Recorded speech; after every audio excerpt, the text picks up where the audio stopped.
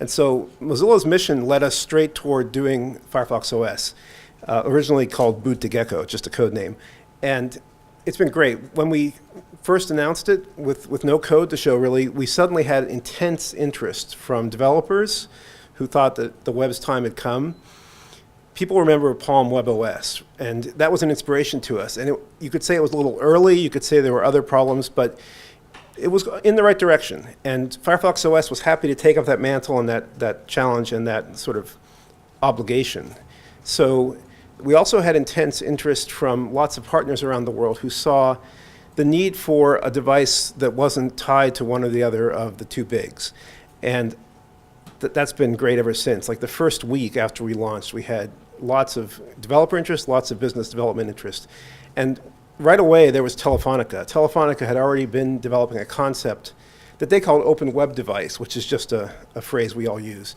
And they immediately joined forces with us and contributed engineers.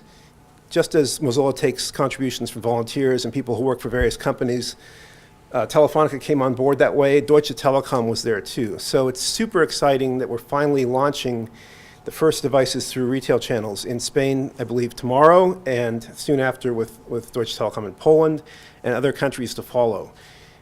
As you may recall, at Mobile World Congress, we announced with 18 operators big plans for the next 2 years. So this is just the start of wave after wave of releases. I believe Telefonica and American Mobile OS are both going all regions, and that's going to cover a lot of their territory in Latin America, as well as Spain for Telefonica. And developers are really excited about this. There was a recent survey about this showing how much developers were enthusiastic. You hear the web is growing and gaining power. We're demonstrating amazing JavaScript performance improvements for gaming. And yet you also hear people say, oh, the web is losing to native. Well, I've been around this too long to fall for that. It never loses. It always rallies and catches up. And the web is the broadest platform. I remember last fall, I just happened to catch up with Mark Andreessen, my co-conspirator in JavaScript at Netscape back in '95.